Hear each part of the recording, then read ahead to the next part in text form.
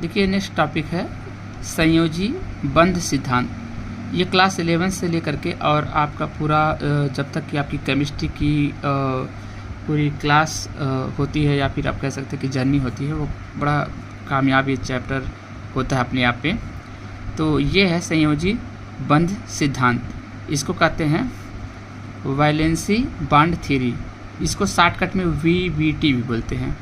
अब मैं एक एक करके, आप लोग इस चीज़ को मत समझिएगा कि क्या करने जा रहे हैं। देखिए एक एक चीज़ को मुझे समझाना है, मैं आप लोगों को समझाऊंगा, पहले समझाऊंगा एक एक चीज़ समझा करके और उसका हम एक एक एग्जाम्पल भी देंगे। देखिए सबसे पहले आता है कि इस सिद्धांत का प्रतिपादन सन 1930 में लिनियस पॉलिंग ने किया था। ठीक है, ये तो बात कॉमन बात हो गई। इस सिद्धांत में उप सहसंयोजी यौगिकों की संरचना को संयोजी इलेक्ट्रॉनों तथा क्या लिखा हुआ है संकरण के आधार पर समझाया गया है। अब यहाँ पर फिर आप लोग नहीं पढ़ते हो, स्किप कर जाते हो, इसीलिए समस्या आता है। देखिए क्या लिखा है इस सिद्धांत में, किस सिद्धांत में, जो VBT सिद्धांत है, इस सिद्धांत में उप सहसंयोजी यौगिकों की संरचना को संयोजी इलेक्ट्रॉन तथा संकरण के आधार पर समझाया गया है। किसके आधार पर समझाया गया है? संयोजी इलेक्ट्रॉन तथा संकरण के आधार पर समझाया गया है। इसका क्या मतलब है? इसी चीज़ को सबसे पहले हम देख लेते हैं कि ये क्या कहना चाह रहा था। इसके लिए सबसे पहले क्या पर हम आते हैं और ये यहाँ पर हम आते हैं। अब देखिए समझिए चीज़ों को, हमने क्या कहा, ये देखिए क्या बोला, एक बार फिर से आप देख लीजिए। ये इसने क्या बोला फिर से एक बार देख लीजिए। कह रहा है कि इस सिद्धांत में उप सहसंयोजी यौगिकों की संरचना को संयोजी इलेक्ट्रॉनों तथा संकरण के आधार पर समझाया गया है। यानी इसमें हाइब्रिडाइजेशन के हिसाब से ये दिखाया है। कैसे? आइए आप देखते हैं इस चीज़ को। यहाँ पर मेरे पास में आप समझिए कि मेरे पास में यहाँ पे एक बोरान है। बोरान, अगर आपको पता है बोरान के बारे में, तो बोरान में 3 इलेक्ट्रॉन होते हैं जो बाहरी कोष में होते हैं। तो एक इलेक्ट्रॉन यहाँ पर है, एक इलेक्ट्रॉन यहाँ पर है और एक इलेक्ट्रॉन यहाँ पर है। ठीक है, अब आगे क्या करते हैं हम इसको समझने के लिए। मेरे पास में फ्लोरीन है, मेरे पास में फ्लोरीन, लेकिन फ्लोरीन से पहले मैं क्या कर रहा हूँ, इनके साथ में एक ऐसे बांड बनाते हैं। यफ है, यहाँ पर मेरे पास यफ है, मेरे पास में यहाँ पर यफ है। आप लोग देखेंगे कि फ्लोरीन 17वें ग्रुप का है, तो 1 2 3 4 5 6 और ये 7। तो यहाँ एक एक साझा करेंगे और बांड बना देंगे। एक इलेक्ट्रॉन किसका है? बोरान का। एक इलेक्ट्रॉन किसका है? फ्लोरीन का। तो यहाँ पर दोनों ने अपने अपने एक इलेक्ट्रॉन को शेयर किया, तो ये सहसंयोजी बंध है। अच्छा, यहाँ पर आपके पास क्या है, एक फ्लोरीन पे तो यूँ आपको देखेंगे यहाँ पर 7 टोटल इलेक्ट्रॉन हैं, 2 2 4 2 6 और एक 7। लेकिन एक बोरान देगा और एक फ्लोरीन देगा और ये दोनों आपस में साझा कर लेंगे, एक बांड बन जाएगा। सिमिलरली आप यहाँ पर भी देख लेंगे 1 2 3 4 5 6 हो गए और एक आपके पास यहाँ 7। तो यहाँ भी एक फ्लोरीन का और एक बोरान का, तो एक बांड बन गया। तो इस तरीके से आपने देखा कि हमारे पास में ये जो बांड बना है, ये एक इलेक्ट्रॉन फ्लोरीन का है, एक इलेक्ट्रॉन बोरान का, सॉरी। और यहाँ पर भी देखेंगे तो एक इलेक्ट्रॉन इस बांड में एक इलेक्ट्रॉन बोरान का, एक फ्लोरीन का है। इस बांड में भी देखेंगे तो एक बोरान का, एक फ्लोरीन का है। तो यहाँ पर साझा हो रहा है, दोनों एटम के बीच इलेक्ट्रॉन का साझा हो रहा है, जिसको हम सहसंयोजी बंध कहते हैं। याद रहे, इसको क्या कहते हैं? सहसंयोजी बंध कहते हैं। लेकिन अब क्या हो रहा है कि इसका सेक्सटेट पूरा देखिए, 1 2 3 4 5 6, इसके पास 6 ही तो पूरा है बोरान के पास, जबकि ऑक्टेट रूल कहता है कि कम से कम 8 इलेक्ट्रॉन पूरा होना चाहिए। तो इसके पास 6 इलेक्ट्रॉन है, तो ये 2 इलेक्ट्रॉन लेना चाहेगा। तो अब मान लीजिए कि लेटर सपोज कि मेरे पास में यहाँ पे नाइट्रोजन है, नाइट्रोजन के पास में यहाँ हाइड्रोजन के साथ बांड है, यहाँ हाइड्रोजन के साथ बांड है और यहाँ भी हाइड्रोजन के साथ बांड है। हमको पता है कि नाइट्रोजन 3 बांड जब बनाता है, 1 2 3, तो एक लोन पेयर फिर आता है। एक लोन पेयर, इसको लोन पेयर क्यों कह रहे हैं? क्योंकि ये किसी के साथ साझा नहीं किया है, ये ऐसे बचा हुआ है। तो ये दोनों इलेक्ट्रॉन ये जो दोनों इलेक्ट्रॉन आप देख रहे हैं ये दोनों कौन ले लेता है, ये ले लेता है बोरान। तो बोरान जब 2 ले लेगा तो इसके पास पहले से 6 था, 2 और ले लिया तो क्या हो गया 8 इसका हो गया। तो ऑक्टेट इस प्रकार से इसका पूरा हो गया। लेकिन जो ये स्पेशल प्रकार की बॉन्ड है जिसमें साझा नहीं हो रहा है, जिसमें बोरान सिर्फ ले रहा है यानी ग्रहण कर रहा है, इसलिए इसको ग्राही एटम कहेंगे। और नाइट्रोजन दे रहा है 2 इलेक्ट्रॉन को, तो यह दाता परमाणु कहलाएगा। ठीक है, तो यहाँ पर दाता ये हो गए और ये ग्राही हो गए। तो जो दाता ग्राही वाला जिसमें आपको बांड देखने को मिले या एरो वाला टाइप का ऐसे बांड दिखे तो वो आपका उप सह संयोजी बांड होता है, जिसको कोऑर्डिनेट बांड कहते हैं। अब ये हमको लग रहा है कि आप लोगों को ये बात समझ में आ गई होगी। वीडियो की क्वालिटी पर आप प्लीज़ मत जाएं, आप समझने की कोशिश करें कि हमने क्या आप लोगों को बताया। तो अब यहाँ पे क्या हो रहा है कि अब फिर आ जाते हैं इन चीज़ों पे कि वो क्या कह रहे थे।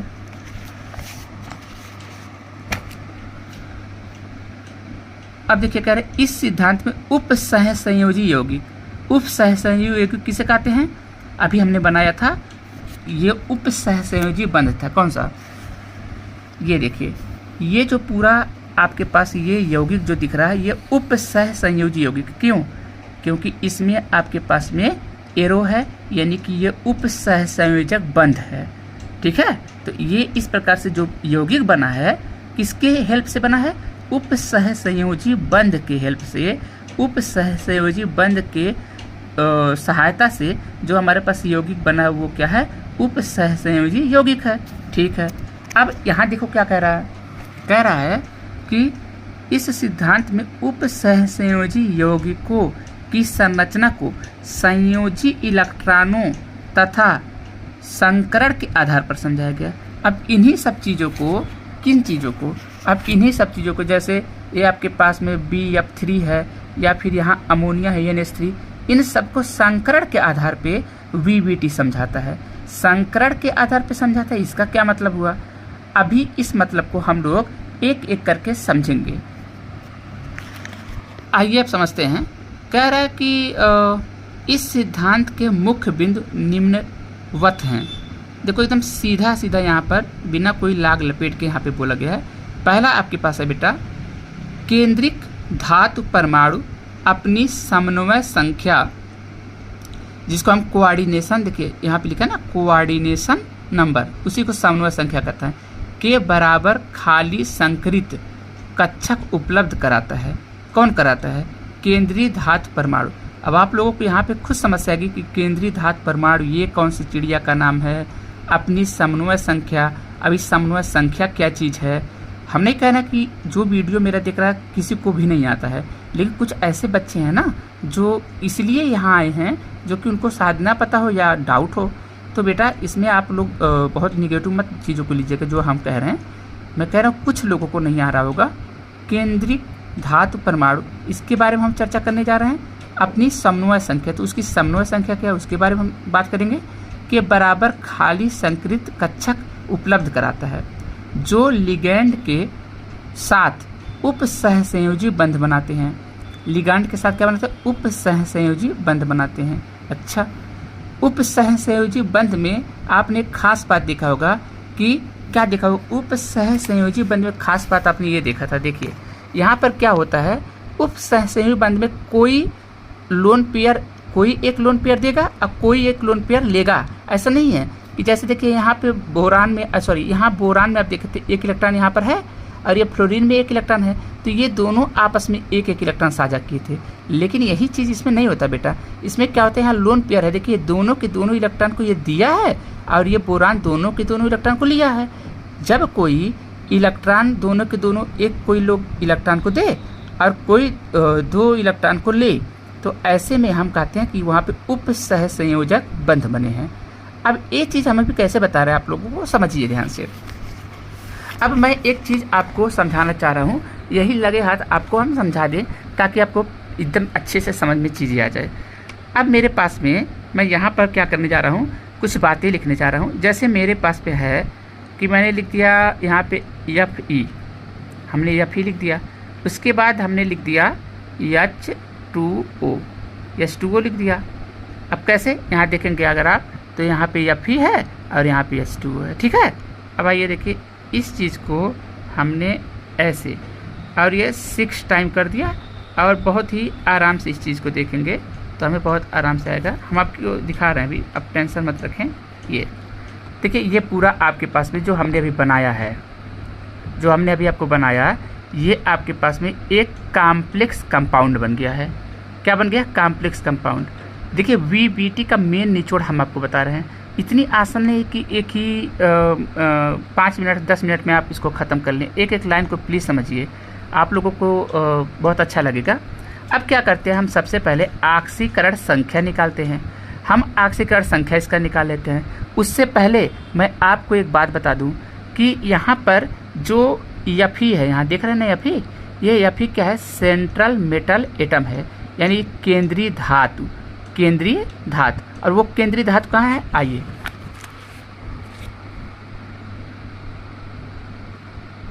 ये क्या लिखा हुआ है? केंद्रीय धातु परमाणु। लिखा है कि नहीं लिखा है? अपनी समन्वय संख्या, ये भी लिखा है ना, समन्वय संख्या और केंद्रीय धातु परमाणु। तो केंद्रीय धातु परमाणु क्या है? आइए देखते हैं। देखिए बेटा, ये केंद्रीय धातु परमाणु है और ये इसका इस आयरन क्या है? केंद्रीय धातु परमाणु। इसका समन्वय संख्या कितना? 6। देखो यहाँ पे लिखा है 6। अब देखिए, इसको अगर हम इसको बनाएं तो जो हमारे पास Fe है, उसके बाद यहाँ और इस बगल और यहाँ, तो ये हो गया आपके पास। यहाँ पर OH2, मतलब H2O ही तो लिखा है, अगर आप अच्छे से देखो तो OH2, H2O ही लिखे हैं हम।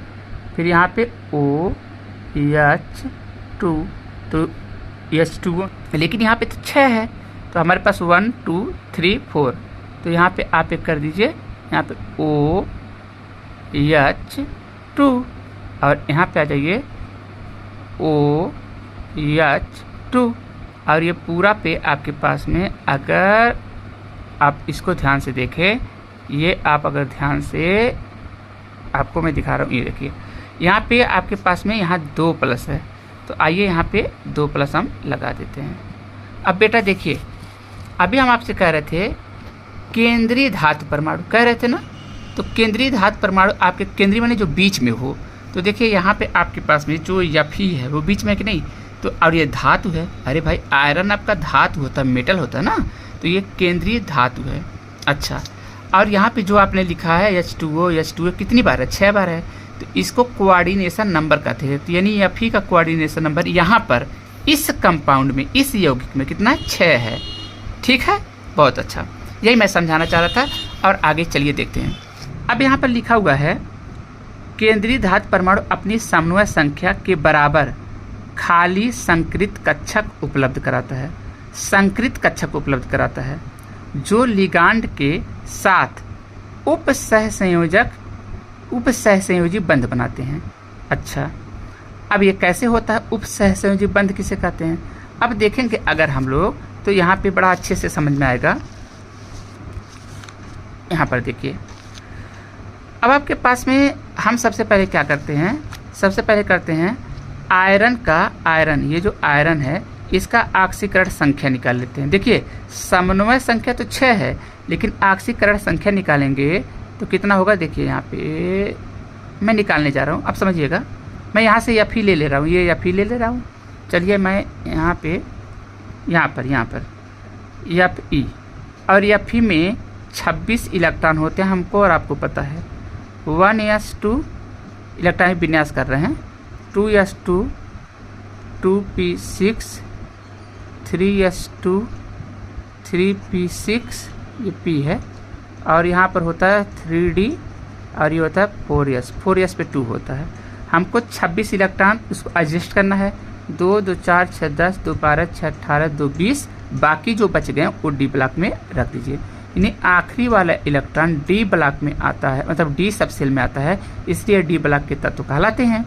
अब देखिए यहाँ पर आप देखोगे तो यहाँ पे आपके पास Fe है, तो Fe को क्या करिए, Fe का ऑक्सीकरण संख्या आपको पता करना है।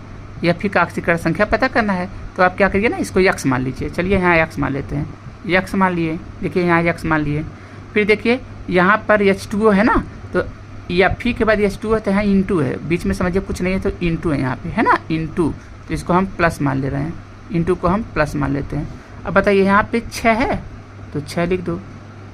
अच्छा, H2O पर कितने प्लस या कितने माइनस होते हैं? आप लोग कहोगे सर H2O पे तो अभी तक कोई प्लस कोई माइनस नहीं देखे हैं। आप लोग बिल्कुल सही कह रहे हैं, इसलिए इसका मतलब हुआ कि इस पर चार्ज तो 0 है, तो हम लिख दे रहे हैं, ये यहाँ पर हमने 0 रख दिया। दिख रहा है? आप देखिए यहाँ पर +2 लिखा है ना, तो आप क्या करिए, बराबर के, ये बराबर है, देखिए बराबर के उधर आप +2 लिख दीजिए।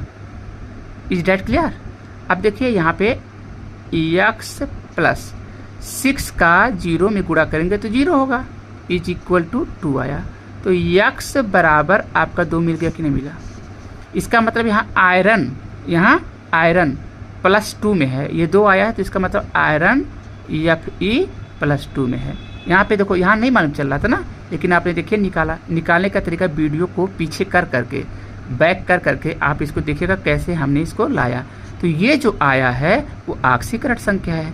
तो आयरन का ऑक्सीकरण संख्या, जिसको ऑक्सीडेशन स्टेट कहते हैं, वो तो हमारा +2 है इस केस में बेटा।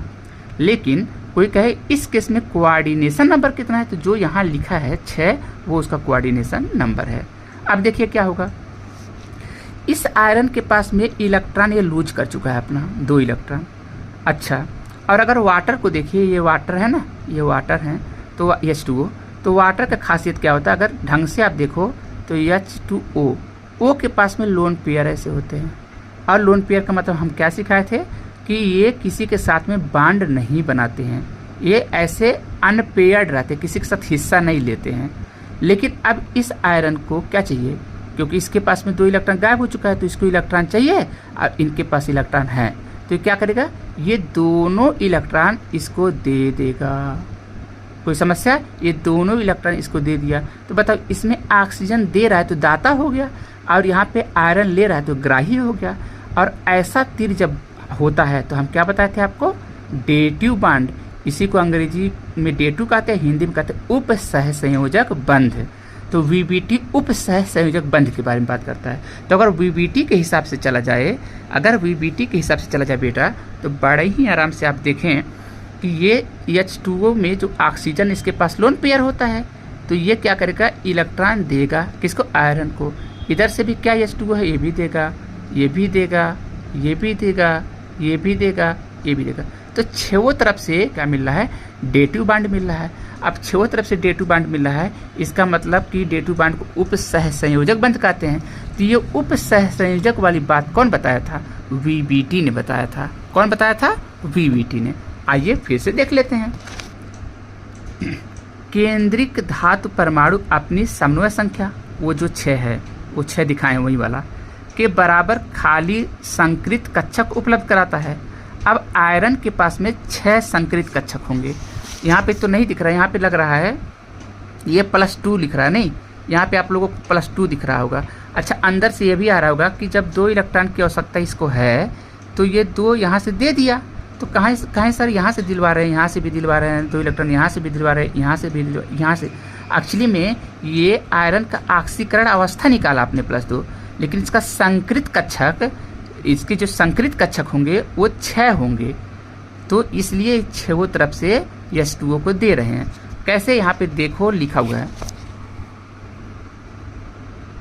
देखो लिखा ना, केंद्रीय धातु परमाणु अपनी समन्वय संख्या के बराबर, समन्वय संख्या इस केस में कितना था, 6 था, के बराबर खाली संकृत कक्षक उपलब्ध कराता है, जो लिगांड के साथ उपसहसंयोजी बंध बनाते हैं। उपसहसंयोजी का मतलब अब बहुत अच्छे समझ में आ गया हो, क्योंकि कोई 2 इलेक्ट्रॉन देगा और कोई गरीब 2 इलेक्ट्रॉन लेगा। तो आयरन ले रहा था 2 इलेक्ट्रॉन और वाटर 2 इलेक्ट्रॉन दे रहा था, तो इसका मतलब कोई लोन पेयर को दे और कोई एक लोन पेयर को ले, तो ऐसे को उपसहसंयोजी बंध कहते हैं। आगे बढ़ो, उपसहसंयोजी बंध के बनने से संकृत कक्षक लिगांड से इलेक्ट्रॉन युग्म ग्रहण करते हैं। अब फिर आया ये लिगांड क्या है, आइए बेटा, ये जो आपका वाटर है ना, पानी, यही लिगांड का काम करेगा। लिगांड वह स्पीसीज होते हैं जिनके पास लोन पेयर तो रहता ही रहता है अगर लोन पेयर नहीं रहेगा तो लिगांड नहीं कहलाएगा। तो देखिए वाटर है तो ऑक्सीजन के ऊपर लोन पेयर, यहाँ भी ऑक्सीजन के ऊपर लोन पेयर होगा, हम भले से नहीं दिखाए हों, यहाँ भी लोन पेयर, यहाँ भी लोन पेयर। अब आप लोग समझदार हैं, समझ जाएंगे कि सब जगह दो दो लोन पेयर हैं, तो इनके पास में लोन पेयर है, तो इसलिए लिगांड इन्हीं को बोलेंगे। लिगांड वह स्पीसीज होता है जिनके पास माइनस हो, प्लस हो, लोन पेयर हो। लेकिन मतलब ये की पॉइंट है, एक मेन पॉइंट है कि लोन पेयर तो रहना ही चाहिए, और वो लोन पेयर वो अपने पास नहीं रखता है, वो केंद्रीय धातु को दे देता है। जैसे यहाँ केंद्रीय धातु कौन है? आयरन, तो इसको अपना लोन पेयर दे दिया, ये भी दिया, ये भी दिया, इसी बात को वो कह रहा है। आइए देखते हैं। तो यहाँ पे लिखा हुआ है केंद्रीय धातु परमाणु अपनी समन्वय संख्या के बराबर खाली संकृत कक्षक उपलब्ध कराता है जो लिगांड के साथ उप सहसंयोजी बंध बनाते हैं। ये भी समझ में आ गया कि लिगांड के साथ सारे के सारे, आप देखे थे छह तरफ से तीर गया था, तीर आया था, उसी को क्या कहते हैं? उप सहसंयोजी बंध कहते हैं। उप सहसंयोजी बंध के बनने में संकृत कक्षक लिगांड से इलेक्ट्रॉन युग्म ग्रहण करते हैं। तो अच्छा, लिगांड कौन था? वाटर। तो वाटर से इलेक्ट्रॉन युग्म को ग्रहण नहीं किया है, बताइए। लिगांड जो वाटर है वो लिगांड है, तो उस लिगांड से यानी उस वाटर से इलेक्ट्रॉन युग्म माने इलेक्ट्रॉन का जोड़ा, यानी 2 इलेक्ट्रॉन कौन ले रहा था? बताएं आप लोग। ये ले रहा था आपके पास में जो सेंट्रल मेटल एटम था, यानी केंद्रीय, ये देखो ऊपर लिखा केंद्रीय धातु परमाणु। ये आई थिंक ए वाला जो आपका है, जो बीबीटी ने बोला था, वीबीटी ने जो बोला था, वो ए वाला क्लियर हो गया होगा जो हमने बताया। अब आ जाते हैं बी क्या कह रहा है? देखो, केंद्रीय धातु परमाणु। केंद्रीय धातु परमाणु मतलब जैसे वहाँ आयरन था, वो केंद्रीय धातु परमाणु है। यहाँ पे ये टर्म लिखा है N-1D, NS, NP या ND। कक्षकों का उपयोग संकरण में कर सकता है तथा विभिन्न संकरणों के कारण ज्यामिति समतली, वर्गाकार, चतुष्फलकी, अष्टफलकी इत्यादि हो सकता है। जैसे इस केस में अगर हम लोग देखें तो हमारे पास में देखिए, ये जो कहना चाह रहा है उसको आप लोग बहुत ज़्यादा डिस्टर्ब नहीं हुई, हम आपको बता रहे हैं। N-1D लिखा है, NS लिखा है, NP लिखा है और ND लिखा है ना, इतनी चीज़ लिखा है। तो इसका क्या मतलब हुआ? केंद्रीय धातु परमाणु के पास में N-1D होता है और NS भी होता है, NP भी होता है या ND भी होता है। कैसे होता है, आइए इस चीज़ को हम समझ लेते हैं। हाँ, तो यहाँ पे आएंगे तो देखिए आयरन 26 है, 1s2, 2s2, 2p6, 3s2, 3p6, 3d6, 4s2। अब एक बात बताइए, हमको जानना है आप लोगों से। क्या जानना है? मैं कह रहा हूँ आपके पास में यहाँ n का वैल्यू कितना है। तो देखो, जहाँ देखो यहाँ पे यस के आगे 1 लिखा है, यहाँ यस के आगे 2 लिखा है, यहाँ p के आगे 2 लिखा है, यहाँ यस के आगे 3 लिखा है, यहाँ p के आगे 3 लिखा है, यहाँ d के आगे 3 लिखा है, यहाँ यस के आगे 4 लिखा है। तो सबसे ज़्यादा अंक 4 मिला। तो जो सबसे ज़्यादा होता है उसी को n का मान कहते हैं। तो n का मान 4 है। अब बेटा आपसे यहाँ पे क्या कहा गया था? कहा गया था N-1D हो, कहा गया था कि नहीं? ईमानदारी से बोलिए। N-1D आपको मैं यहाँ पे दिखा रहा हूँ। देखिए ये आपको दिख रहा होगा N-1D, फिर कामा NS, NP और ND। तो NS, NP व ND, तो यहाँ लिख देते हैं, यहाँ देखिए, यहाँ पे लिख दे रहे हैं NS, फिर ND और NP। ऐसा था ना? देख लीजिए, ये यहाँ पे देख लीजिए NP और ND। तो NP और ND यही था, तो इसको आप ऐसे भी कर सकते हैं। देखिए आप यहाँ पे ये NP को, ये जो NP आपके पास है, ये इसको पहले कर दीजिए, ND को बाद में कर दीजिए। वो तो आपके, जब आप एकदम अच्छे तरीके से समझ लेंगे, भी मैं समझा दे रहा हूँ, टेंशन मत रखिए। आप क्या करें, चलिए आप ही के हिसाब से लिख दे रहे हैं N-1D, ठीक है, कामा NS, ठीक है। अब यहाँ पे NP, वो भी ठीक है। फिर आपके पास क्या आएगा? N, और क्या आ जाएगा बेटा? N, तो ND आ जाएगा। अब ठीक है, अब खुश है ना? अब देखिए आगे, आप बताओ मुझे n का मान यहाँ पर कितना है? n का मान 4। तो यहाँ पे आप 4 लिखो, 4 - 1, और ये d है, और n का मान कितना है? 4, और ये s है। n का मान कितना है? 4, और क्या है? p है, और n का मान कितना है? 4, 4 ये डी है। अब समझिएगा ध्यान से, 4 में से एक जगह 3 आएगा तो इसको क्या कहते हैं 3D, और ये क्या है 4s, और ये क्या है 4p। अब आप हमें बताओ 3D, देखो लास्ट में यहाँ पे 3D आया कि नहीं, आया है।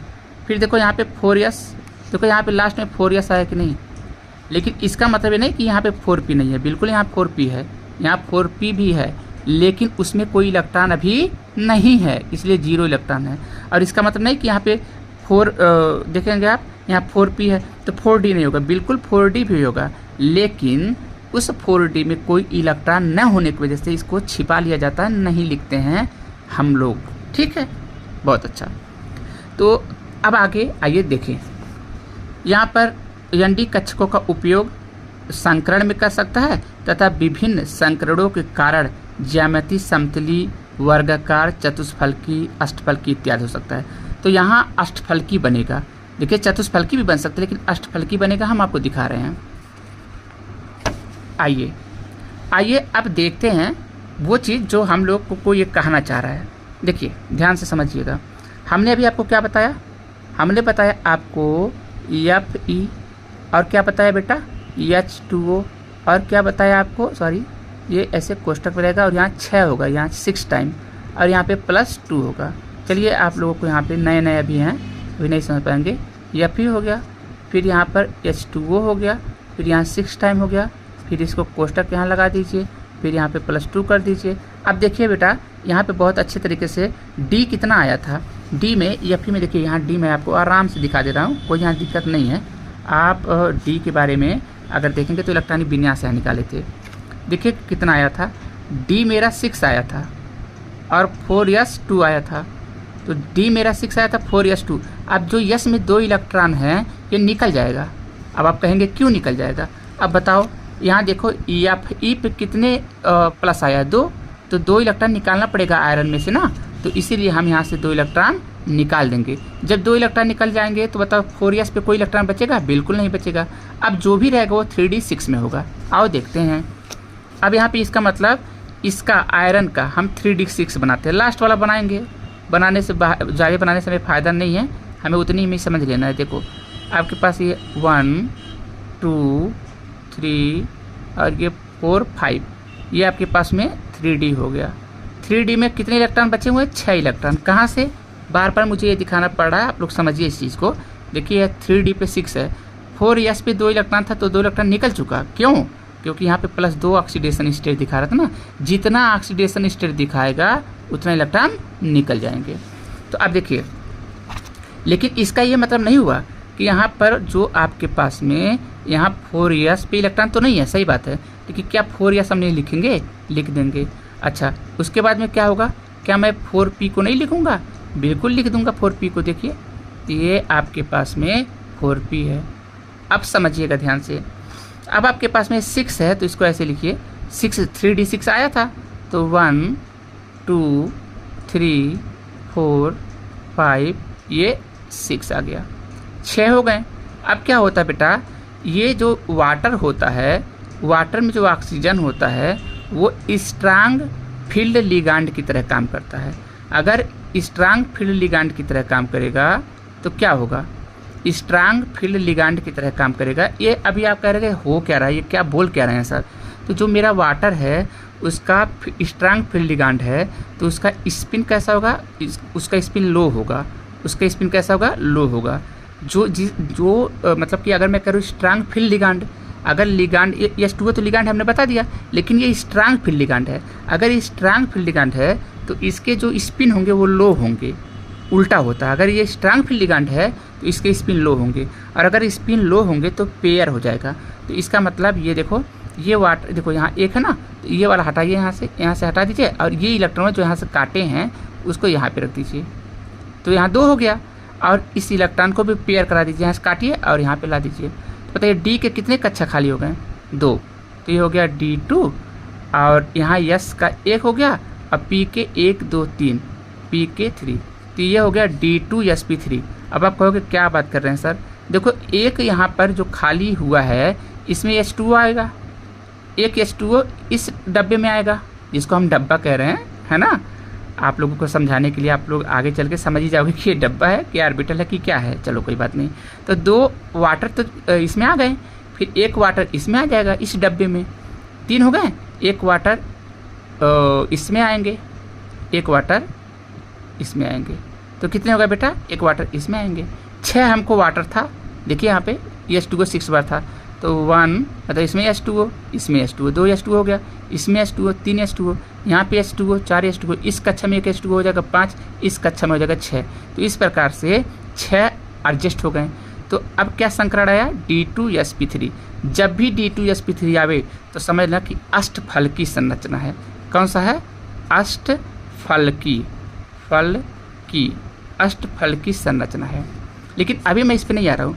तो इसका मतलब कि जो इससे पहले जितने भी क्या आ रहे थे, जितने भी आपने स्ट्रक्चर पढ़ा या फिर आपने लुईस स्ट्रक्चर को पढ़ा, लुईस डार्ट स्ट्रक्चर, उससे सिर्फ संरचना पर आप जान पा रहे थे, लेकिन उसका ज्योमेट्री सेट कैसा होगा ये हम नहीं जान पा रहे थे। लेकिन वीबीटी ने यहाँ पर बताया कि किसी भी जैसे कि यहाँ पर ये आपके पास में जो दिख रहा है, इसके पास में क्या है बेटा?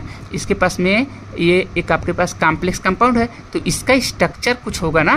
तो स्ट्रक्चर तो बता दे रहा था दूसरा, यानी कि लुईस भी स्ट्रक्चर बता रहे थे, लेकिन इसका ज्यामितीय संरचना कैसा होगा? जैसे कि देखिए अष्टफलकी होगा ज्यामितीय संरचना, इस बारे में वीबीटी ने पहली बार बोला था। यहाँ तक समझ में आ गया हो तो वीडियो को लाइक कर दीजिए। मेरी बात समझ रहे हैं कि नहीं समझ रहे हैं? हम डायरेक्ट 1 to 1 लाइन नहीं चल रहे हैं, मैं ये समझाने की कोशिश कर रहा हूँ। जैसे कि अभी आपको फर्स्ट पॉइंट क्या मिला कि वीबीटी ने सबसे पहला जो काम किया था। आप लोग कहोगे कि सर इतनी क्यों बता रहे हैं, डायरेक्ट क्या क्या बोला था वो बताइए। तो देखो मैं करके बताया हूँ। अब देखिए अष्टफलकी संरचना हो गया। अब कहेंगे अष्टफलकी इसका जो ज्यामिति होता है ये कौन होता है? तो देखो यही होता है। इसको ऐसे देखिए, ऐसे इसको मिला देते हैं, फिर ऐसे इसको मिला देते हैं, फिर ऐसे इसको मिला देते हैं, फिर ऐसे इसको मिला देते हैं, फिर देखिए यहाँ से इसको ऐसे मिला देते हैं, फिर यहाँ से इसको ऐसे मिला देते हैं, फिर यहाँ से इसको ऐसे लेके जाते हैं, ऐसे लेके जाते हैं, फिर देखिए यहाँ से इसको ऐसे लेकर के जाते हैं, समझ रहे हैं? फिर यहाँ पे इसको ऐसे लेके जाते हैं, फिर यहाँ से इसको ऐसे लेके जाते हैं, फिर देखिए यहाँ से उठाएंगे और इसको एक वीडियो इस पर लाएंगे, टेंशन मत रखिए। ये यहाँ पर तो ये ऑक्टाहेड्रल है। तो ये चीज़ें वीबीटी ने हमको बताया। इससे पहले के जितने भी लुईस स्ट्रक्चर हैं और जो भी पीछे के हैं वो हमको स्ट्रक्चर के बारे में यानी कि इसकी ज्यामिति शेप के बारे में नहीं बता पा रहे थे, वीबीटी ने बताया। तो आई होप ये बातें समझ में आ गई होगी। आगे बढ़ते हैं। तक हमने पढ़ा कि विभिन्न संकरणों के कारण ज्यामिति समतलीय, वर्गाकार, चतुष्फलकी, अष्टफलकी इत्यादि हो सकता है। तो अष्टफलकी के बारे में हमने बताया, तो ऐसे चतुष्फलकी के बारे में भी आप ज्ञात कर सकते हैं, है ना। तो आगे इसको देखा जाएगा, इसलिए मैं इसको बहुत ज़्यादा जोर नहीं दे रहा हूँ, बस मैं ये समझ रहा हूँ कि ये बातें समझ में आ जाए। अब जो सी वाला है वो क्या कर रहा है?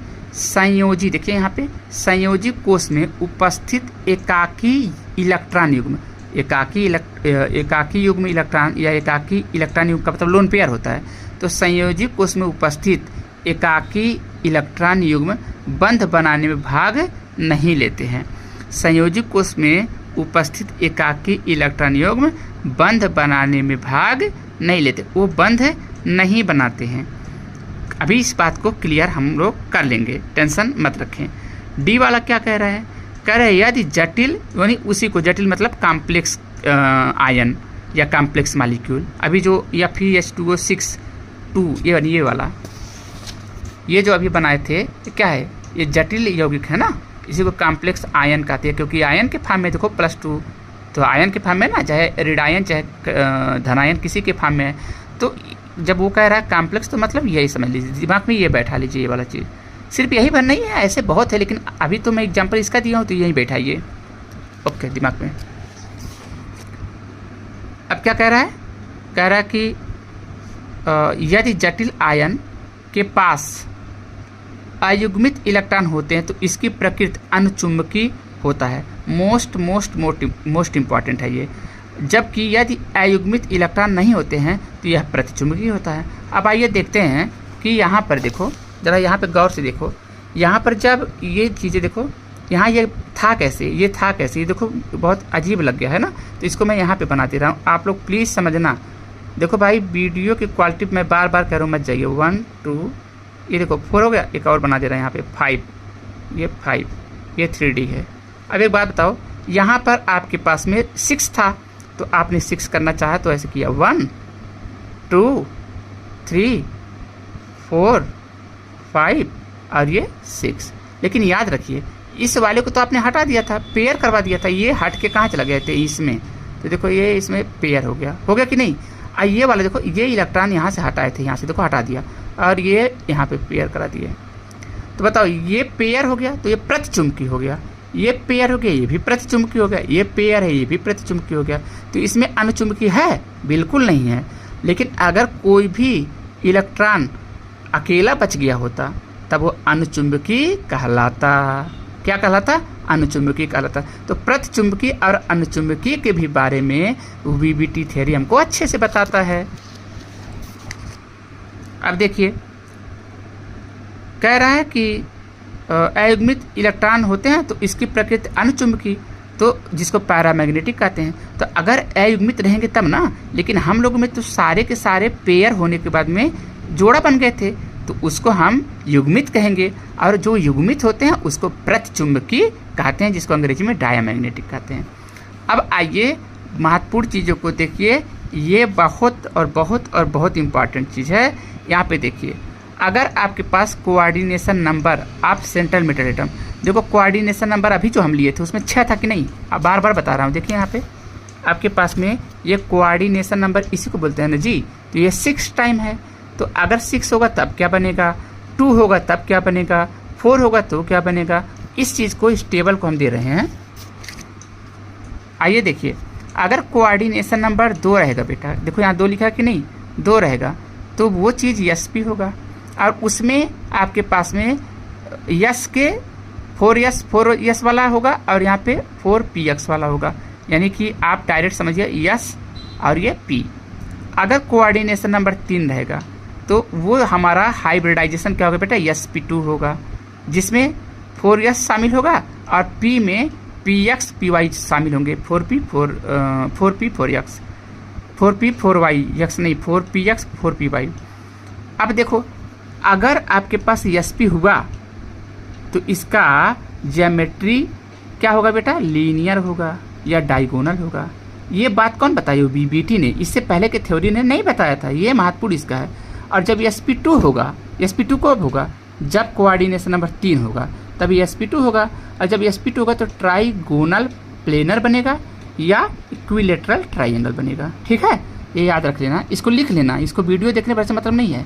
अब यहाँ पर क्या है, कोऑर्डिनेशन नंबर अगर 4 रहे तो ये dsp2 होगा या sp3 भी होता है। तो dsp2 मैं कह रहा हूँ, तो dsp जब होगा तो स्क्वायर प्लेनर बनेगा। अच्छा, और याद रखो यहाँ पर देखो d एक बार है, यस एक बार है, 2 बार हो गया। अब p कितने बार है, 2 बार है। तो इस प्रकार से ये 4 कक्षक हैं।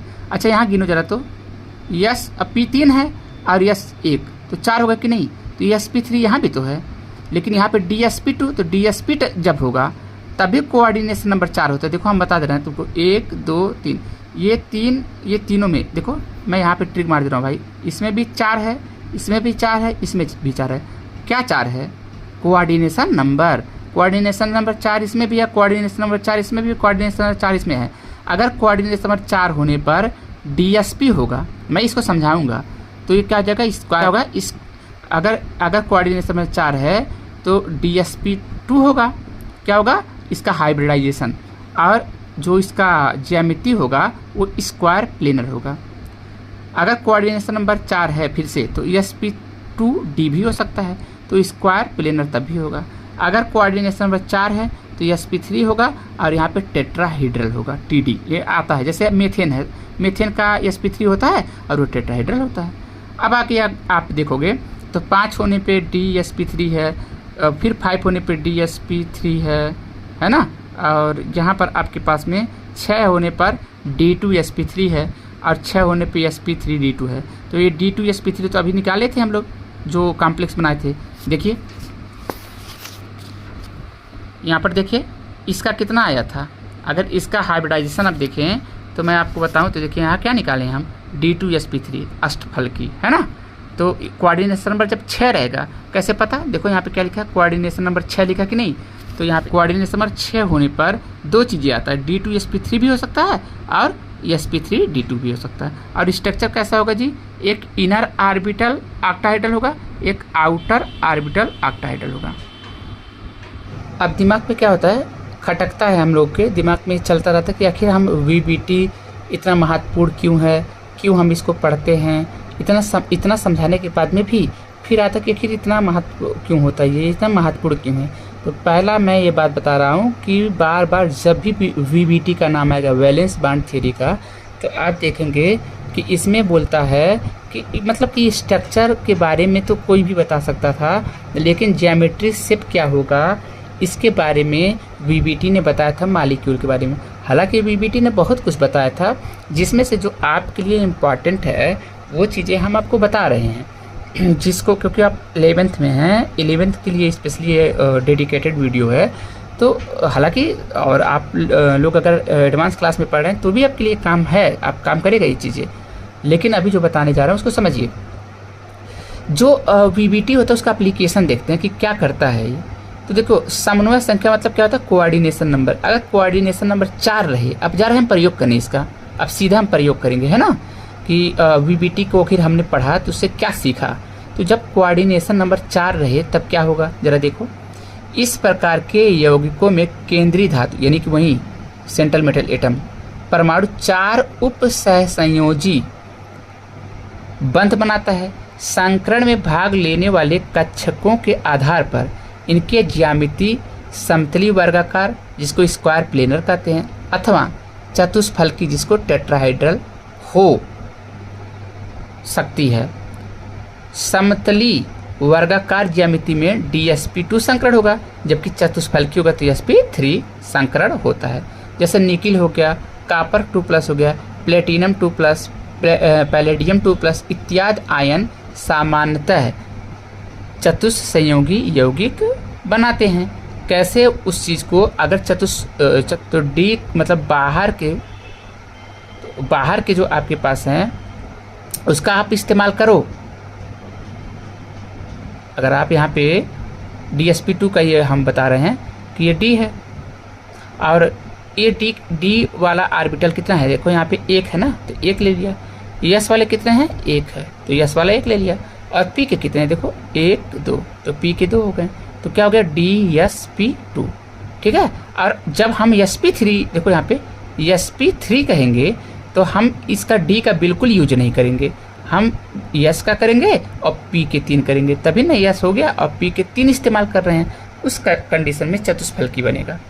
अब आओ देखते हैं चतुष्फलकी जटिल यौगिक कैसे इसको बनाएं, कैसे इसको समझाएं। तो देखो, सबसे पहले मैं एक चीज़ आप लोगों को बता दे रहा हूँ, आप इस चीज़ को समझना। उम्मीद करूँगा कि आप लोगों को वो चीज़ें आएंगी ज़्यादा समझ में। मैं यहाँ पे डायरेक्ट अप्लाई करने जा रहा हूँ, अप्लाई करके और आपको बताने जा रहा हूँ। तो इससे पहले मैं आपको एक ट्रिक बता दूँ। देखिए बेटा, ये काम आपको मान के चलिए कि 65% ये आपको काम करेगा, और ये बहुत आराम से, एक बहुत आसानी से ट्रिक हमने बनाया है। ये ट्रिक क्या है, सप नो, देखो नो में या नो आता है, स इसको सी से क्या भी होता है, लेकिन स से हम यहाँ स प्रोनाउंसिएशन कर रहे हैं। सप नो से हैलो, हैलो मतलब हाइड्रोजन, हाइड्रोजन में फ्लोरीन आ गया, क्लोरीन आ गया, ब्रोमीन आ गया, आयोडीन आ गया, ये सारे के सारे किस में आएंगे, हाइड्रोजन में। और जो सी से शुरू होगा लिगांड, जो सी से लिगांड शुरू होगा वो बहुत ही ज़्यादा स्ट्रांग फील्ड लिगांड कहलाता है। मैं कह रहा हूँ बार बार कि वीडियो की क्वालिटी पे मत जाइए। सपनो NO, सपनों से हाइलो, ये ट्रिक है। ये किस चीज़ का ट्रिक है, दिमाग में ये कहोगे कि जब सर इसको मालूम रहेगा इसका आगे पीछे क्या होने वाला है इससे, तभी तो हम याद करेंगे।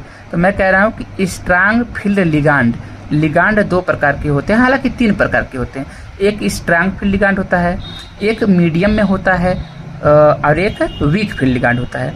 तो जो सी वाले होंगे वो स्ट्रांग फील्ड लिगांड होंगे। अब आपको कि सी वाले ये क्या कहना चाह रहे हैं, जैसे मान लीजिए कि मेरे पास में है CN-, साइनाइड है, साइनाइड है तो यहाँ पे सी से शुरुआत हो रहा है ना, तो ये स्ट्रांग फील्ड लिगांड होगा। कहीं पर आ गया CO इसका मतलब कार्बन मोनोऑक्साइड, ये आपका क्या है, ये आपके पास में सी से शुरू हो रहा है, तो ये स्ट्रांग फील्ड लिगैंड हो गया। कहीं पर आपके पास, मेरे पास में यहाँ पर है NiCO और यहाँ पर CO, ये CO है और यहाँ पे 4 है। अब आप बताओ, जो ये जिसको आप कह रहे हो कार्बन मोनोऑक्साइड कहो या इसको कार्बोनिल कह सकते हो, तो इसमें क्या होता है ना, जो CO लिगैंड है बेटा, वो CO लिगैंड आपका कैसा है, ये न्यूट्रल लिगैंड होता है, ना इस पर कोई प्लस और ना कोई माइनस होता है, ये इसको हम लोग न्यूट्रल लिगैंड कहते हैं। तो इसका मतलब जब ये न्यूट्रल लिगैंड है, अगर ये न्यूट्रल लिगैंड है तो इसका ऑक्सीकरण संख्या निकालिए, तो ये आपके पास में यक्स हो गया ऑक्सीकरण संख्या, इनटू का हम प्लस लिख लेते हैं, ये 4 है। 4 क्या है इसका 4 जो है कोऑर्डिनेशन नंबर है कि नहीं है 4 हो गया। और CO का भी बताए हैं कि इसमें कोई न्यूट्रल है तो 0 होगा, बराबर 0। तो बताइए यक्स प्लस इसको 0 में करेंगे तो 0 होगा, बराबर 0। तो यक्स बराबर कितना है 0, यानी निकिल का ऑक्सीकरण अवस्था यहाँ पर 0 है। अब निकिल 28 होता है, निकिल कितना होता है 28, तो जब निकिल 28 होता है तो आप क्या करिए, इसको ऐसे करिए 1s2 फिर 2s2 फिर 2p6 फिर 3s2 फिर 3p6 फिर 3d और यहाँ पे फिर 4s पे 2 होगा और 28 चाहिए तो 2 2 4 6 10 2 12 6 18 2 20 और 8 28।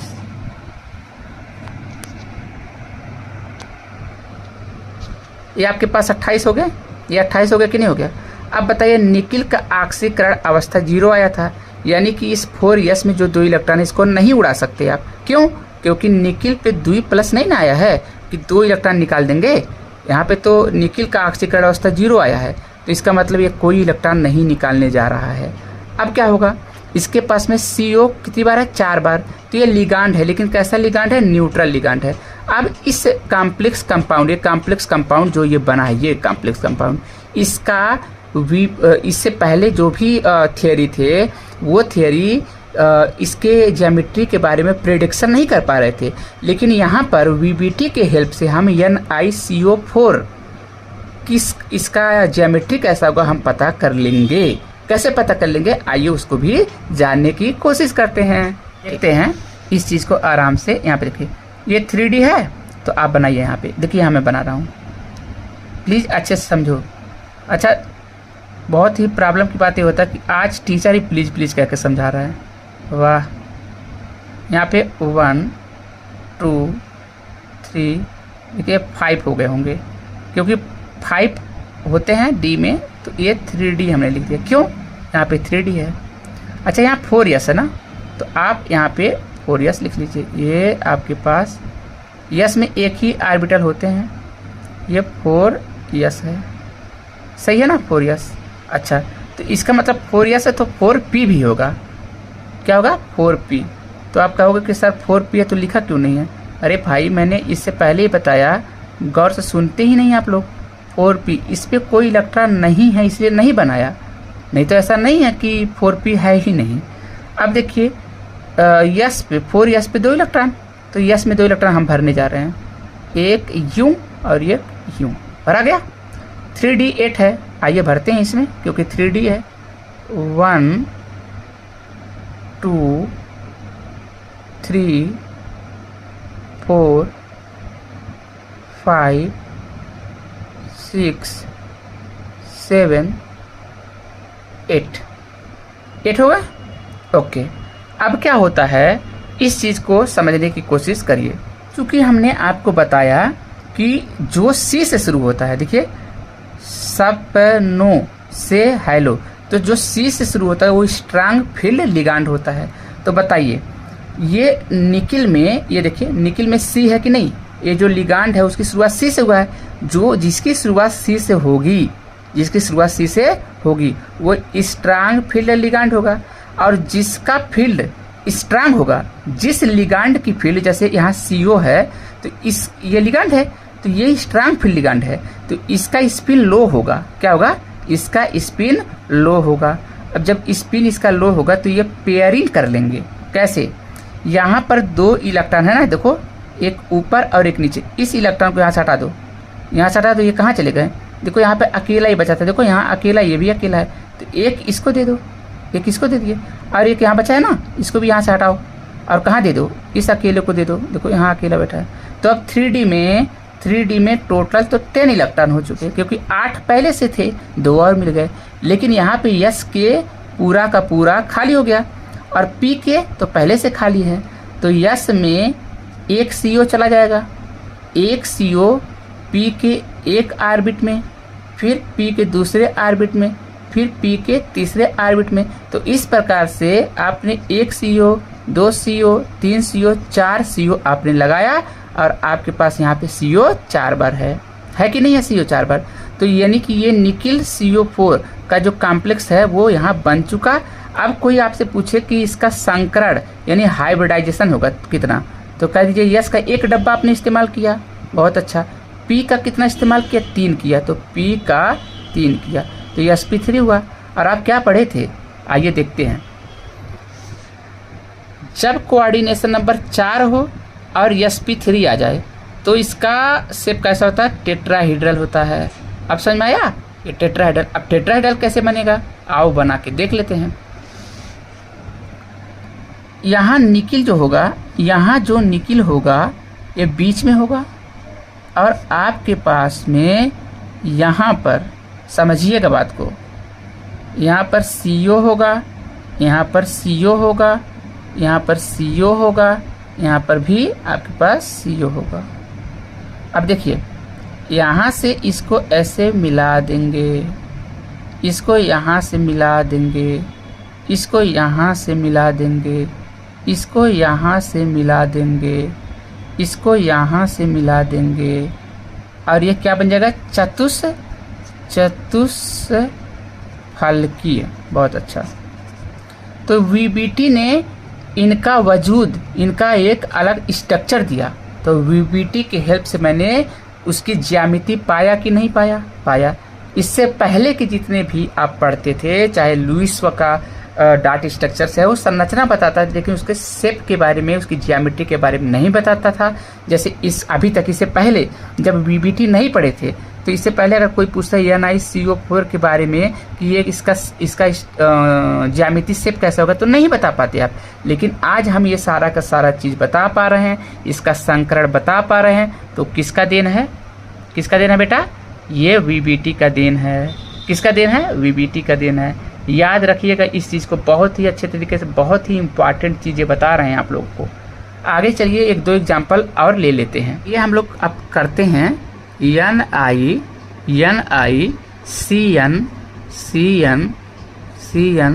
ये 4 के बारे में। अब बेसिक बातें पहले आपसे हम पूछेंगे, बेसिक बातें में ये पूछेंगे, यहाँ पे 2 माइनस है, तो पहले इसका नाम बता रहे हैं कि माइनस है। क्या है बेटा, ये देखो ऊपर माइनस, यहाँ पे ये माइनस लिखा है, तो ये कॉम्प्लेक्स एनायन, इसको अंग्रेजी में कहेंगे कॉम्प्लेक्स एनायन। अब इसका कोऑर्डिनेशन नंबर 4 जो यहाँ दिख रहा है वो 4 है, लेकिन इसका कोऑर्डिनेशन नंबर 4 है। इसमें लिगांड कौन है, CN। लिगांड कौन है, CN यानी साइनाइड, ये लिगांड का काम कर रहा है। और जो निकिल है ये केंद्रीय धातु परमाणु है या केंद्रीय धातु है ना निकिल। लेकिन इस निकिल का ऑक्सीकरण अवस्था कितना है ये बताओ, तो आइए निकाल लेते हैं। निकिल का हमें नहीं पता है, X मान लो, प्लस यहाँ पर 4 लिखा है, 4 लिख लो। और साइनाइड पे 1 माइनस होता है, तो 1 माइनस लिख लो। और साइनाइड C से शुरू हो रहा है, सपनों से हेलो वाला है ना, तो C से शुरू होता है, तो स्ट्रांग फील्ड लिगांड होगा, यानी कि ये इसका जो स्पिन होगा वीक होगा। बराबर यहाँ -2 है, तो इस -2 रहे या +2 रहे, जो इसको ऊपर लिखा रहता है ये बराबर के उधर लिखा जाता है। तो X X और ये प्लस माइनस से माइनस, 4 1 9 4 इज इक्वल टू -2, तो X इज इक्वल टू -2 और ये -4 उधर जाएगा तो +4 होगा। अब बेटा बताओ आप, -2 और +4, ये +2 नहीं आएगा क्या, तो X का मान +2 आ गया। अच्छा X का मान 2, यानी कि Ni किस स्टेट में है, +2 ऑक्सीडेशन स्टेट में है। इतनी बात समझ में आ गई। आगे चलते, जो मेरे पास में निकिल है इसका इसका इलेक्ट्रॉन 28 होता है, तो ज़रा निकाल लेते हैं। 1s2, 2s2, 2p6, 3s2, ये 3 है बेटा, 3s2, 3p6, 3d और ये 4s2। देखिए गिन लीजिए निकले 28 का हो रहा कि नहीं। 2 2 4 6 10, 2 12, 6 18 और 2 20, बाकी बचे 8, तो 28 हो गए। बात यहाँ है कि ऑक्सीडेशन स्टेट यहाँ निकिल का +2 है, यानी कि निकिल यहाँ पे किस अवस्था में बेटा, +2 में है, यानी कि निकिल 2 इलेक्ट्रॉन किसी को दे रहा है। तो यहाँ पे 2 इलेक्ट्रॉन जब इसने दिया तो इसका मतलब ये काट दीजिए, यहाँ 2 इलेक्ट्रॉन नहीं रहा। अब जरा इसको करिए तो 3D लिखा है। आइए यहाँ पे कुछ काम कर लेते हैं हम लोग। ये देखिए आप यहाँ पर 1 2, ये देखिए 5 हो गया। देखिए ये 3D लिखा है तो आप भी लिख दो 3D। और देखिए 8 है ना, तो 8 इलेक्ट्रॉन एडजस्ट करिए। 1 2 3 4 5 6 7 8 हो गए ना। अब देखिए यस वाला तो खाली है, क्योंकि जो 2 इलेक्ट्रॉन यस में था वो तो गया है ना, 4 यस। तो क्या इसमें 4p नहीं होंगे? बिल्कुल होंगे, इसमें 4p भी होंगे, पर 4p नहीं लिखा गया क्योंकि इस पे इलेक्ट्रॉन नहीं है। अब देखिए अब क्या करते हैं, एक चीज़ हम यहाँ पे, क्योंकि मुझे पता है कि जो ये C है सपनों से हेलो, तो ये C जो है ये स्ट्रांग फील्ड लिगैंड है, तो ये पेयरिंग कराएगा। तो जब पेयरिंग कराएगा तो ये जो इलेक्ट्रॉन है, ये इलेक्ट्रॉन यहाँ नहीं रह जाएंगे, यहाँ से हटेंगे और ये इलेक्ट्रॉन यहाँ पे आ जाएंगे। जब यहाँ पे आ जाएंगे तो देखो सब में डबल डबल है, इसमें भी डबल, इसमें भी डबल, इसमें भी डबल, इसमें भी डबल, तो सारे के सारे पेयर हैं। तो ये कोई पूछेगा अनचुंबकीय है कि प्रतिचुंबकीय, तो जहाँ पेयर होते हैं उसको प्रतिचुंबकीय कहते हैं। ठीक है, तो ये आपका NiCN4 और 2- ये जो देख रहे हैं ये प्रतिचुंबकीय कॉम्प्लेक्स कंपाउंड है। आइए आप देखिए यहाँ पे जब ये दोनों इलेक्ट्रॉन चले गए, कहाँ से, यहाँ से, तो मतलब यहाँ पेयर हो गए, तो ये D खाली हो गया, तो एक D खाली हो गया, एक S खाली हो गया, S में की डब्बा है ना, और P के आपके पास में यहाँ 2 खाली हो गए। यहाँ पे P के कितने खाली हो गए? 2 खाली हो गए, यानी 2p। तो क्या हो गया इसका D S और P के कितने? 2, यहाँ 2 कर दो। अब कहोगे ऐसा क्यों किया आपने सर? देखो यहाँ पे तुम्हारे पास में CN कितने बार? 4 बार। तो CN एक बार यहाँ लगाओगे कि नहीं? बताओ, यहाँ एक बार एक CN इस डब्बे में आएगा, एक CN इस डब्बे में आएगा, 2 डब्बा हो गया, और एक CN इस डब्बे में आएगा और एक CN इस डब्बे में आएगा। तो इस प्रकार से आपने CN को, चारों CN को बैठा दिया। तो चारों CN को बैठाया तो एक CN तो D में बैठा, तो D यहाँ लिख दिए। एक CN S में बैठा, तो यहाँ हम S लिख दिए। और यहाँ 2 CN बच रहे हैं, तो उसको 2p में भर दिए। तो DsP2 इसका संकरण हो गया, हाइब्रिडाइजेशन। अब आओ, अगर कोऑर्डिनेशन नंबर 4 रहे और DsP2 रहे, तब बताओ स्क्वायर प्लेनर बनता है कि नहीं? देखो लिखा है स्क्वायर प्लेनर, इसलिए कहते हैं कि ये वाला बड़ा इंपॉर्टेंट है ना, स्क्वायर प्लेनर। आओ स्क्वायर प्लेनर इसका बना देते हैं, इसका संरचना। अब स्क्वायर प्लेनर जैसे बनाएंगे तो यहाँ निकिल ले लेंगे, ओके। फिर देखो यहाँ पे CN ले लेंगे, 4 बार लेना है ना, फिर यहाँ CN ले लेंगे, फिर यहाँ पर CN ले लेंगे, फिर CN यहाँ ले लेंगे। ऐसे मिला दीजिए। जब ऐसे मिलाएंगे तो जैसे वर्ग बन गया, वर्ग, इसी को स्क्वायर कहते हैं अंग्रेजी में। ये आपके पास है, और देखिए ये दे रहा है, नहीं सब दे रहे हैं कि नहीं दे रहे हैं? Dative bond. और अगर आप चाहो तो ये ऐसे करो, ये यहाँ पे ऐसे करो, और यहाँ पर आप यहाँ पे 2- आपके था, तो आपके पास ही बन गया। तो इसका नाम है वर्ग समतली, वर्ग समतलीय। तो इसका ज्यामिति स्ट्रक्चर वर्ग समतली मिल गया, है कि नहीं? तो ये चीज़ कौन बताया? VBT बताया। कोई समस्या नहीं है। आगे चलते हैं। अब आइए देखते हैं, या इस CN6 पे 4-, ये भी आपके पास क्या है? देखो यहाँ सेंट्रल मेटल एटम यानी केंद्रीय धातु। केंद्रीय धातु यहाँ पे कौन है बेटा? आयरन। लिगांड कौन है? लिगांड आपके पास है साइनाइड। साइनाइड सी से शुरू हो रहा है यानी स्ट्रांग फील्ड लिगैंड होगा, यानी कि ये पेयर अप कराएगा, जोड़ा बनाएगा। कैसे भी बता रहा हूँ। इसका कोऑर्डिनेशन नंबर 6 होगा। इसका ऑक्सीडेशन नंबर निकालने जा रहे हैं। देखो इसका ऑक्सीडेशन नंबर यहाँ देखो x मान लेते हैं, क्योंकि आयरन का नहीं पता, प्लस कर लो। ये जो 6 लिखा है 6 लगा दो। अब यहाँ पे साइनाइड पे -1 होता है, उसके बाद बराबर को उधर जो ऊपर लिखा रहे उसको एज इट इज उतार देते हैं। तो यहाँ पे क्या हो गया x और प्लस माइनस से माइनस, 6 1 जा 6 इज इक्वल टू -4। अब देखेंगे x is equal to -4 plus 6।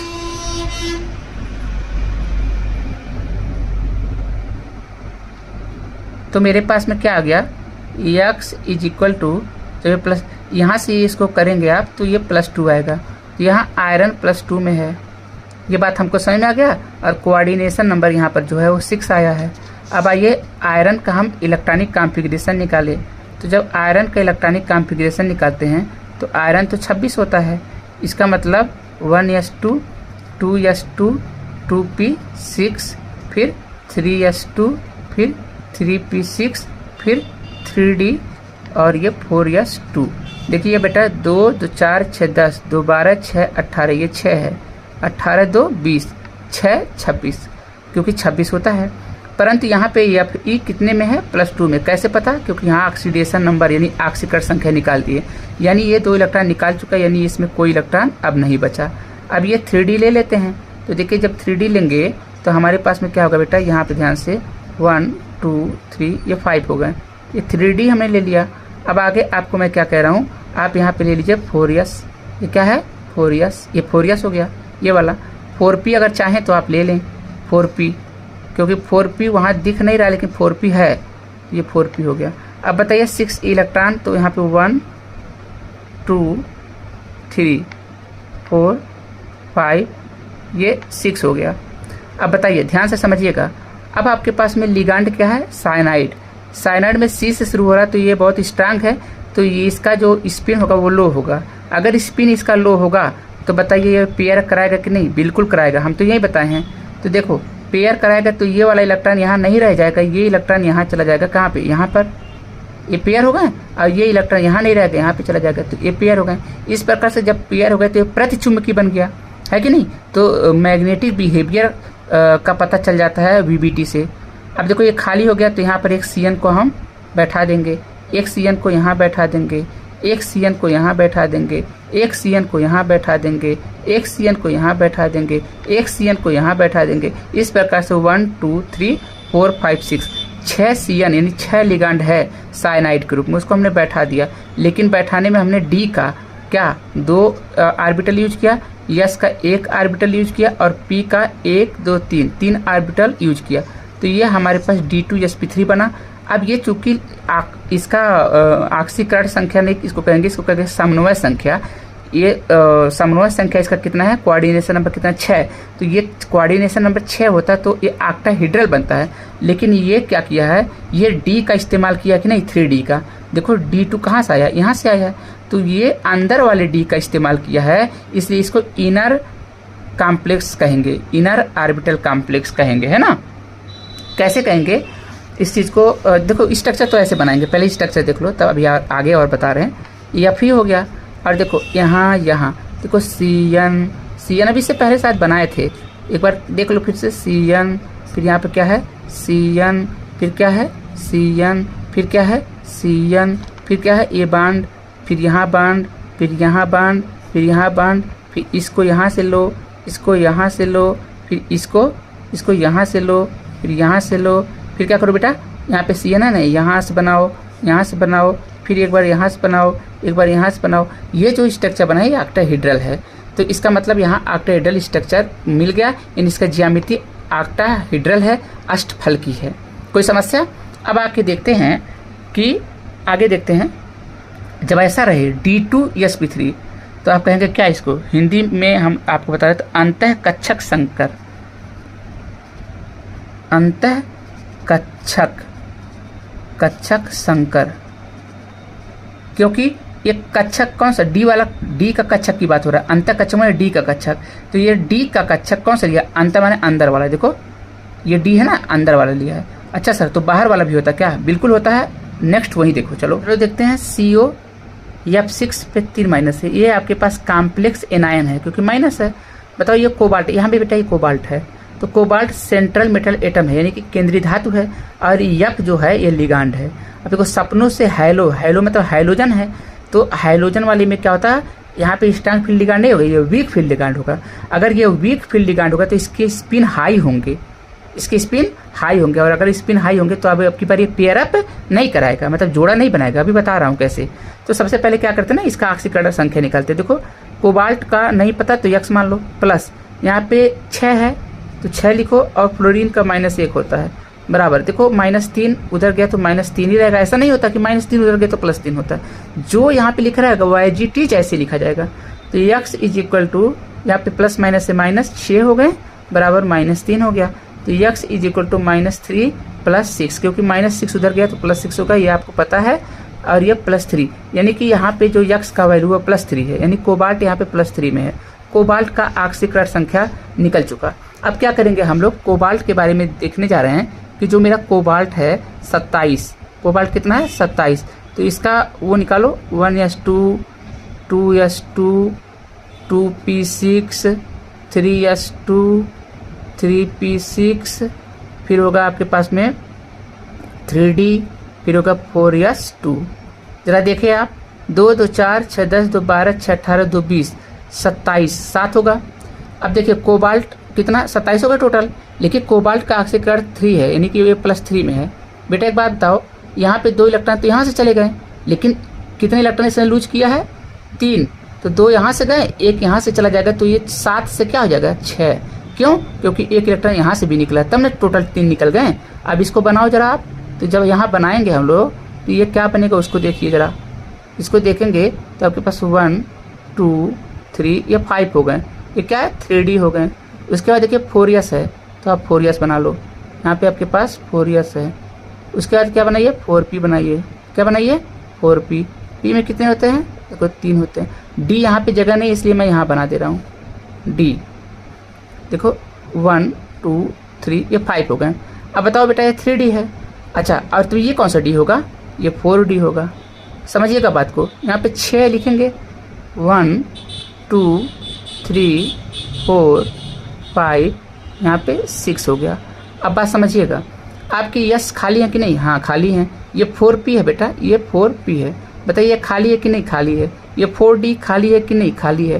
तो एक बात बताओ आप हमको कि यहाँ पर क्या करेंगे कि चूंकि देखेंगे ना कि ये F6 वीक फील्ड लिगांड है, तो इसके जो स्पिन होंगे वो हाई होंगे, और अगर स्पिन हाई होंगे तो ये पेयर नहीं करेंगे। अभी तक पेयर करा दे रहे थे कि ये वाला यहाँ जाएगा, ये वाला यहाँ जाएगा, अब ये पेयर नहीं होंगे तो इनको संतुष्ट करना पड़ेगा। यानी कि जो यहाँ पर F6 है वो कहाँ रहेंगे, देखो यहाँ तो रह नहीं पाएंगे, क्योंकि रहने के लिए कम्प्लीटली खाली होना चाहिए, और ये खाली हो नहीं पाएंगे। तो देखिए ये डब्बा यहाँ खाली है, एक F आपके पास, एक F यहाँ आ जाएंगे, एक F यहाँ आ जाएंगे, एक F यहाँ, एक F यहाँ, एक F यहाँ, और एक F यहाँ। देखो 1 2 3 4 5 6, ये कहाँ से शुरू किया, यस से। देखो ये यस है ना जी, यस है। और पी के कितने लिए हो डब्बा 3, और डी के डब्बे कितने लिए हैं 2, तो क्या हो गया SP3D2। और इससे पहले क्या पढ़ा करते थे हम लोग, D2SP3। इससे पहले वीडियो को पीछे करके देख लेना, D2SP3। और अब की बार ये डी का इस्तेमाल किए हैं, लेकिन इस डी का इस्तेमाल किए हैं कि ये बाहर वाले डी का इस्तेमाल किए हैं, बाहर वाले का किए हैं, इसलिए इसको क्या कहते हैं। अभी तक उससे पहले इसको कह रहे थे अंतः, लेकिन ये क्या हो जाएगा, ये हो जाएगा वाह कक्षक अष्टफल की। इसको क्या बोलेंगे यहाँ देख लेते हैं, वाह कक्षक अष्टफल की, अष्टफल की, ये वाह कक्षक अष्टफल की है। हालांकि स्ट्रक्चर दोनों का सेम बनेगा, मतलब कि ज्यामिति स्ट्रक्चर कैसे, ये देख लीजिए आके। ये कोबाल्ट है, ऐसे करें ऐसे करें, बड़ा आसान है बनाना, ऐसे करिए ऐसे और ऐसे।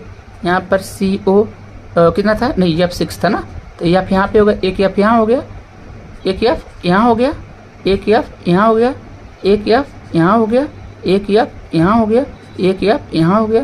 पहले ऐसे मिला दीजिए आप लोग, ऐसे मिलाइए, ऐसे मिलाइए, फिर ऐसे, फिर ऐसे, फिर यहाँ पे देखिए ऐसे मिलाइए, फिर यहाँ पे इसको ऐसे मिलाइए, फिर ये ऐसे मिलाइए, फिर यहाँ से ये ऐसे मिलाइए, फिर यहाँ से ऐसे मिलाइए, ये क्या करेंगे भाई, यहाँ पे देखेंगे आप, यहाँ से जाएंगे यहाँ मिलेंगे और यहाँ से जाएंगे यहाँ मिलेंगे, तो ये आपके पास में अष्टफल की संरचना इसका आ गया। उम्मीद करता हूँ ये बातें समझ में आई होगी।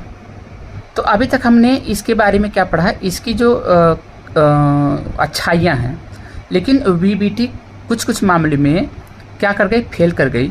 इसीलिए अगर ये फेल नहीं की होती तो हम सीएफटी नहीं पढ़ते, तो हम इसका मतलब वीबीटी का अब लिमिटेशन पढ़ने जा रहे हैं। देखिए, यद्यप संयोजी बंध सिद्धांत विभिन्न संकुल यौगिक, अब संकुल यौगिक क्या है, जितने भी ऐसे देखो ऐसे कोष्टक में, देखिए बड़े कोष्टक में जो भी यौगिक होते हैं इसको संकुल यौगिक कहते हैं या इसको कॉम्प्लेक्स कंपाउंड कहते हैं। ठीक है, तो संकुल यौगिक से घबराइएगा नहीं, संकुल यौगिक अभी तक जो भी बता रहे थे सारे के सारे संकुल यौगिक ही हम बता रहे थे। ठीक है, तो कह रहे हैं यद्यप संयोजी बंध सिद्धांत विभिन्न संकुल यौगिकों के बनने, इनकी संरचना एवं चुंबकीय व्याख्या करने में सफल रहा, फिर भी इसमें कुछ कमियां हैं।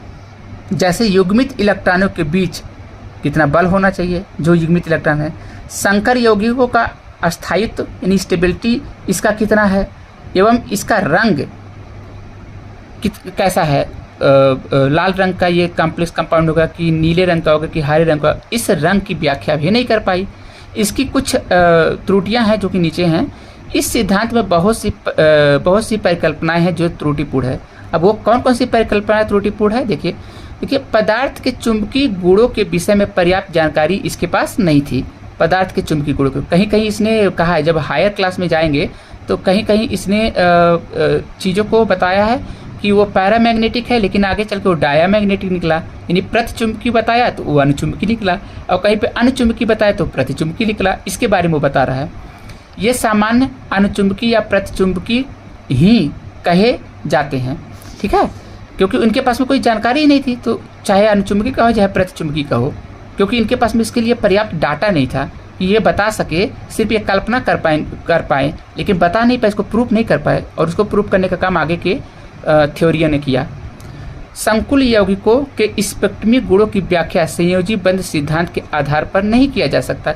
यानी कि आप जानते हैं कि स्पेक्ट्रमी गुण क्या होते हैं, जिससे हमें कलर्स वगैरह के बारे में पता चलती है, और कितने रेडिएशन को हमारा कॉम्प्लेक्स कंपाउंड ले रहा है, कितने रेडिएशन को वो किसी को दे रहा है, मतलब कि जब अपने अंदर से ऊष्मा निकाल रहा है, ऊर्जा निकाल रहा है, प्रकाश ऊर्जा निकाल रहा है, तो कितने स्पेक्ट्रम का निकाला है, इसके बारे में भी ये नहीं बता पाए। अभी स्पेक्ट्रम का क्या खेला है, पहले तो इस चीज़ को आप इसमें मास्टर हो जाइए, इसको जो हम बता रहे हैं, उसके बाद में आप कमेंट करेंगे तो मैं उस पर एक पर मैं क्लास दूंगा आप लोगों को। फिर क्या करें, संकुल यौगिकों के ऊष्मागतिक यानी थर्मोडायनेमिक और काइनेटिक स्टेबिलिटी, यानी थर्मोडायनेमिक स्टेबिलिटी और काइनेटिक स्टेबिलिटी का मात्रात्मक निर्धारण नहीं किया जा सकता है। किसके माध्यम से, अब आप खुद कहोगे कि माध्यम छोड़िए सर, ये डायनामिक स्टेबिलिटी और काइनेटिक स्टेबिलिटी क्या होती है, ये भी मैं कह रहा हूँ हायर क्लासेस की है। जो मैं कह रहा हूँ उसको समझ करके आप लोग समझिए, मैं जो कह रहा हूँ वो आगे की। हालांकि आप लोग अभी 11th में हैं, अगर कोई लड़का बीएससी कर रहा है या फिर वो एडवांस किसी नीट का जेईई का तैयारी कर रहा है, तो कमेंट बॉक्स में लिखेगा, तो मैं ज़रूर इस पर कि ये स्टेबिलिटी यानी थर्मोडायनेमिक स्टेबिलिटी और काइनेटिक स्टेबिलिटी क्या होता है उसके बारे में मैं जरूर एक वीडियो बना दूंगा। इस सिद्धांत के अनुसार अंतः एवं वाह कक्षक संकर, जैसे अंतः कक्षक में D2sp3 था और वाह कक्षक में sp3d2 था, आपको बताया गया है कि विषय में कोई व्याख्या नहीं करती है। जैसे CONH3 लिखा है ना, यहाँ पर आपको क्लियर मैं दिखा दे रहा हूँ, यहाँ पर लिखा CONH3 6 और 3+, ये संकुल आयन है, तो अतः कक्षक संकर तथा यहाँ पे देखेंगे COF6 पे 3- वाह कक्षक संकर क्यों है। मतलब चलो मैं मान लिया कि एक वाह संकर कक्षक है, एक आंतरिक संकर कक्षक है, लेकिन क्यों है ये नहीं बता पाया उसने। कुछ यौगिक सक्रिय हैं जिसको लेबाइल कहते हैं, जबकि कुछ संकर यौगिक अक्रिय होते हैं। क्यों ऐसा हो रहा है भाई, इस सिद्धांत से इस विषय में जानकारी प्राप्त नहीं होती कि कुछ ऐसे यौगिक हैं जो सक्रिय हैं, लेबाइल हैं, लेकिन कुछ ऐसे हैं जो असक्रिय हैं, मतलब अक्रिय हैं, जो सक्रिय है ही नहीं।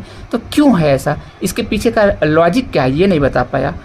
और अगला क्या है, दुर्बल एवं प्रबल लिगांड के मध्य अंतर नहीं किया जा सकता, यानी कि दुर्बल लिगांड इसके अनुसार क्या होगा और प्रबल लिगांड क्या होगा, ये वो नहीं बता पा रहा था। ये आप कहोगे कि सर वो सपनों से हेलो में तो आपने बताया कि दुर्बल और प्रबल के बारे में, दुर्बल और प्रबल के बारे में वो मैंने किसी और थियरी से बताया है, आप लोगों के लिए बताया, ये नहीं वो बताया था। समझ रहे हैं कि नहीं समझ रहे हैं, मेरी बात को समझ रहे हैं। कि वो जो दुर्बल लिगांड कौन हो गए, प्रबल। तो मैंने सपनों से हेलो वाला जो बताया हूँ वो ट्रिक वो इस सिद्धांत से थोड़ी बताया हूँ, मैं तो और सिद्धांत आगे का पढ़ा हूँ, उससे मैं ये बताया हूँ आप लोगों को आसानी करने के लिए, है ना। जो सपनों से हेलो वाला है जिससे आप दुर्बल और प्रबल का व्याख्या कर रहे हैं, वो हमने कहा था कि 60-65% सही है, मतलब कि पूर्ण रूप से सही भी नहीं है, पूर्ण रूप से सही नहीं है। पूर्ण रूप से मतलब कि आपके लायक है, आप टेंशन मत रखिए, आपके लायक है, लेकिन पूर्ण रूप से उसमें भी आ जाता है कि कोई भी कंपाउंड, कोई भी लिगांड अपने आप में स्टेबल नहीं होते हैं। देखिए अगर हम कहते हैं कि कोई स्ट्रांग है कोई वीक है, ये नहीं होता ऐसा।